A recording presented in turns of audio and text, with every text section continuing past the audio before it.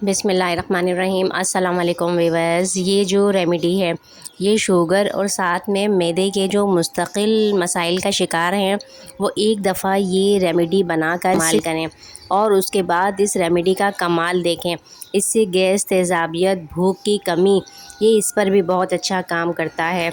मैदे का बहुत ज़्यादा मसला है, खाया पिया बिल्कुल नहीं जाता है, थोड़ा भी खाते हैं तो शदीद भारीपन हो जाता है।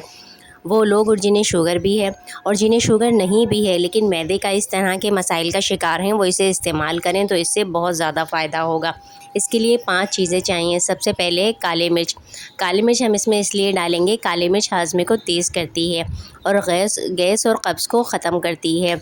नज़ला, खांसी और गले की ख़राश में भी आराम देती है। इसके अलावा दिमागी कमज़ोरी और याददाश्त के लिए भी अच्छी है, खून साफ़ करती है। दूसरी चीज़ हमने ली है इसमें सौंफ।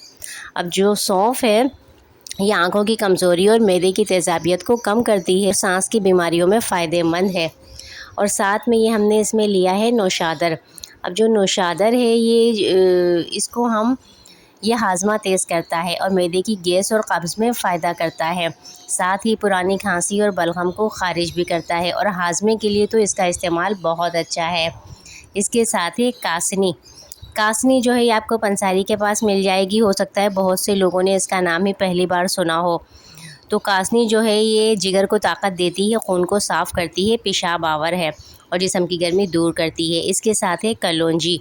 अब जो कलौंजी है ये हाजमा तेज़ करती है और क़ुव्वत मुदाफ़ियत को बढ़ाती है, नज़ला, ज़ुकाम और फ्लू में फ़ायदा देती है, ज़ियाबतीस में खून में शक्कर की मकदार को कम करती है। बाल गिरने, खुश्की और जोड़ों के दर्द में भी कलौंजी बहुत फ़ायदेमंद होती है।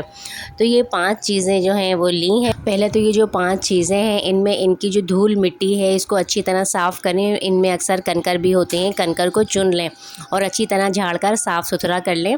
उसके बाद इन 5 चीज़ों को अलग अलग ग्राइंड करके बिल्कुल बारीक पाउडर बना लें, बुरादे जैसा।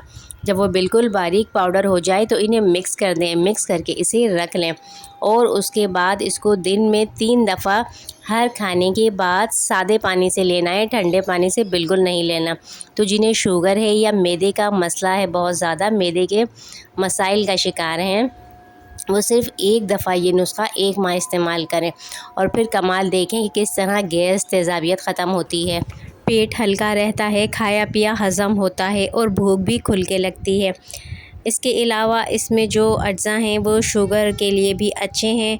इन्हें शुगर अगर है तो उसमें भी इस्तेमाल किए जा सकते हैं। तो पसंद आई हो लाइक, कमेंट, शेयर कीजिएगा। इजाज़त दीजिए। अल्लाह हाफ़िज़।